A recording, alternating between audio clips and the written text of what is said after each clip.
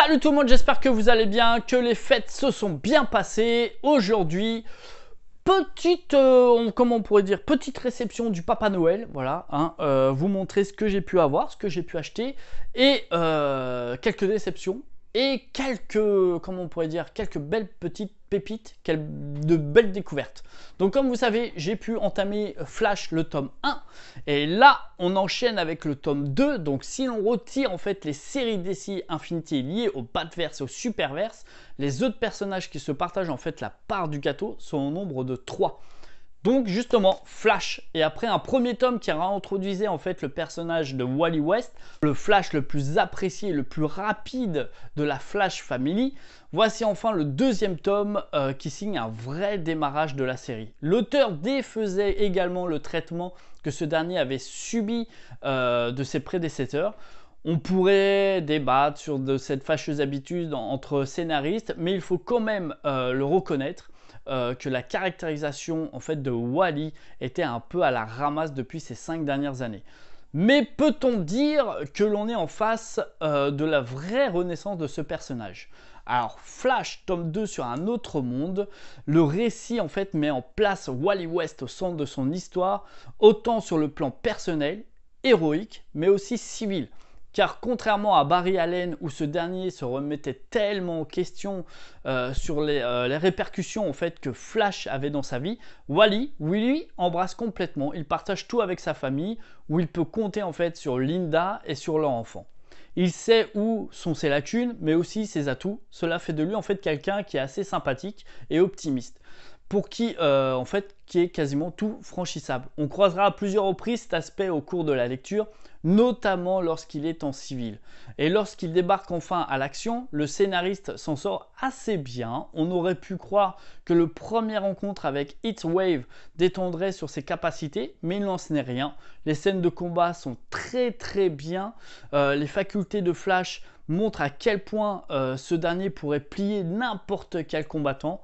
Enfin, le meilleur pour moi, c'est lors de l'arc sur la lance magique où il rencontre Dr Fate, mais également le lecteur, c'est-à-dire oui, nous brisons les règles en fait du 4e, on prendra part à l'aventure et à l'action. Ça reste limité au niveau des possibilités des interactions, néanmoins c'est assez original. Pour être souligné, et on salue en fait l'effort car on a rarement l'occasion de lire quelque chose d'aussi semblable. Et un dernier mot sur le dessin et le travail de Fernando Pasarin, le dessinateur en fait de Green Lantern Corps et de la Justice League, qui nous offre un travail exceptionnel. Même si le rendu de l'hyper vitesse de Flash n'est pas inoubliable, c'est même toujours en fait la difficulté en fait de ce personnage, mais le choix de ses plans, de les angles de vue se marie assez bien, et la tournure en fait que prend le récit, notamment dans celui de la lance magique, est juste parfait. En fait, concrètement avec ce deuxième tome de Flash Infinity, DC a pris en fait la décision de mettre de côté Flash et Barry Allen et de se recentrer en fait sur une des forces qui fait qu'une histoire est bonne, à savoir la caractérisation de ses protagonistes. Ainsi, Wally West reprend en fait sa place légitime de Flash, de la ville, de Central et de Keystone City, le costume rouge et tout ce qui va avec. En plus de ses pouvoirs uniques, dont on savoure la puissance lors des phases de combat, l'accent est également mis sur la relation avec les autres. Au lieu de voir la double vie d'un super-héros comme un fardeau, le scénariste en fait Jeremy Adams veut plutôt montrer de l'optimisme dans les responsabilités que cela implique un très bon second tome. Mais une lecture qui se termine rapidement, on en demanderait bien un peu plus encore. Joker, non. Infinity, tome 3. Alors pour moi, voilà, ça sera peut-être une déception à voir sur le tome 4 hein, qui va apparaître. Mais pour moi, c'est vraiment, dans tous les points de vue, une petite déception. En fait, on va retrouver la chasse au clown qui va reprendre là où elle s'est arrêtée avec la sortie de ce 3e tome, donc, qui vient en fait clôturer la première saison de la série Joker Infinity. Enfin, une fin de saison en fait qui signifie beaucoup de choses, dont le départ en fait de son scénariste James Tynion, qui a en effet mis fin à sa relation avec DC Comics à la fin de juillet 2022. Donc on sait que quand il s'agit de Batverse, Ubar Comics procède très rapidement en fait aux sorties des volumes. Ainsi, je pense, comment Tignon va répondre à cette grande question légitime que les lectrices et les lecteurs se posent depuis le début. James Gordon franchira-t-il la ligne ou quel sera le sort en fait du Joker? Et sans surprise, le Joker s'est fait un nombre incalculable en fait d'ennemis au cours de sa carrière, ce qui ne l'a jamais fait perdre en fait son petit sourire.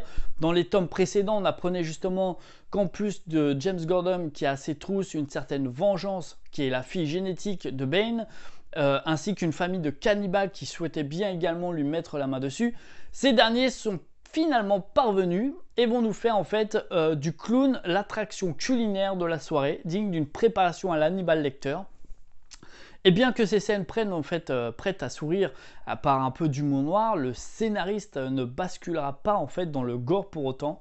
De ce constat et sachant qu'on est dans la continuité, en fait, on sent que DC ne va pas porter atteinte au personnage du Joker. Du côté du personnage de vengeance, la Lady Bane est une nouvelle fois laissée pour compte et passera entièrement le tome à retrouver le Joker. On découvrait les origines du personnage, mais franchement, c'est complètement foiré quand on voit son évolution. En parallèle, on va voir James Gordon qui tente en fait de mettre en place une stratégie afin de localiser le Joker, tout en démasquant en fait le véritable cerveau qui a mis en place cette chasse à l'homme, aidé par Cassandra Cain. Mais aussi de Harvey Bullock, si je dis pas de bêtises. C'est donc une équipe en fait de second couteau que l'on voit se former. Malheureusement, cela fait plus preuve de figuration qu'autre chose, malgré les petits côtés borderline de Bullock. Et si vous avez lu Batman Joker War, vous avez peut-être deviné l'identité en fait de ce personnage. Conclusion de ce comics, pour ma part, c'est assez négatif, hein. C'est pas vraiment top. En fait, avec ce troisième tome qui signifie en fait la fin de la première saison de Joker, on peut constater que cette série n'aura été rien de plus qu'un pur produit marketing pour moi, hein, de James Tynion IV a bien compris qu'il fallait jouer en fait à fond sur le succès de ce personnage depuis l'event Joker War. Et probablement aussi à cause de ses dernières adaptations cinématographiques. Certes, il y avait bien une proposition à l'histoire de départ, mais absolument rien n'en est sorti de satisfaisant ou de durable. Aucune surprise pour moi, et très prévisible de tout au long. Le potentiel était là, mais la série n'a rien su faire, ni de son univers, ni de tous ses personnages. Il aurait mieux fallu l'inscrire hors continuité, qui sait. L'auteur aurait peut-être eu la possibilité de jouir d'une meilleure inspiration. Pour moi, c'est vraiment pas top, pas ouf. J'ai pu recevoir également les 10 tomes donc, de l'édition Panini Family donc, sur les récits Légendes Star Wars. Sincèrement, voilà, je dirais pas que c'est phare, mais pour ceux qui aiment l'univers Star Wars, ça peut quand même faire de très bonnes lectures et le prix est assez raisonnable à 2,99 €. J'estime quand même que c'est plutôt pas mal. Sur les 10 tomes, voilà, bon, bah, comme j'ai adoré la série Andor, voilà, je pense qu'il y a eu tout ce côté un peu effervescent pour me lancer en fait dans cette collection-là, à savoir que Carrefour avait déjà fait à plusieurs reprises avec Marvel, justement, et également à 2 reprises déjà avec la collection Star Wars. Donc voilà, j'ai voulu faire une continuité et voir justement ce que ça pouvait donner. Ensuite, côté DVD, les amis, côté DVD, j'ai pu recevoir donc justement The Batman, qui est pour moi un très bon Batman, très bon Batman. Même si Robert Pattinson au début me gênait énormément, comme la plupart, je pense, d'entre nous, Robert Pattinson est quand même dans ce rôle, lui va assez bien, même si en Bruce Wayne il me gêne un peu. Mais je pense que Bruce Wayne n'est pas forcément le personnage qu'ils essaient de tirer ou de mettre en valeur. On va dire que ce sera plus l'univers sombre, un peu de Gotham. Donc voilà, très bon DVD. J'ai pu également, bon, à l'époque, j'ai eu Justice League de Joss Whedon, donc qui était énormément critiqué, où je me suis même moi-même ennuyé dans la salle parce que je n'arrivais pas à reconnaître l'univers de Zack. J'ai eu justement cette Justice League qui est nettement mieux. La colorisation est vraiment parfaite. Enfin, pour moi, elle correspond un peu à sa trilogie qu'il a voulu faire depuis Man of Steel. On a pu voir justement enfin les fameux Steel Wolf et autres personnages vraiment qui, voilà, comme il voulait que ça soit. On sent que tout a été recadré, un pur plaisir. On peut voir également notre Batman en équipement noir, enfin en costume noir. Donc pour moi, c'était une revalorisation en fait de cette Justice League, même si je suis complètement dégoûté que ça soit fini. Parce que en gros, Henry Cavill, c'est fini. De ce que j'ai pu comprendre, Ben Affleck, c'est fini également. On va avoir droit à un Flashpoint où on va tout remettre à zéro. Bref, grosse déception. Mais bon, c'est comme ça, on va voir ce que va nous faire Warner par la suite. Black Adams, hein, on n'en parle pas. Je pense qu'on est un peu dans la même continuité, c'est également fini. Bah voilà, donc j'étais un petit peu dégoûté pour vous dire de la Warner en ce moment. On va voir ce que va nous pondre justement James Gunn justement par rapport à tout ça. Voilà, je m'attends à plus rien de vraiment de ouf quoi, parce que je pense que c'est une franchise qui méritait beaucoup plus que ça, mais bon, on va voir ce que ça va donner. En tout cas, les amis, je vous souhaite encore de très bonnes fêtes et je vous dis à l'année prochaine. Prenez soin de vous, bonne lecture et dites-moi en commentaire ce que vous avez reçu par le Papa Noël et quelles sont vos prochaines lectures. Je n'ai pas reçu de manga. Je n'ai pas reçu de manga. Je n'ai pas reçu de manga. Je n'ai pas reçu de manga, les amis. Bon, les amis, je vous dis à très bientôt pour une nouvelle vidéo. Ciao!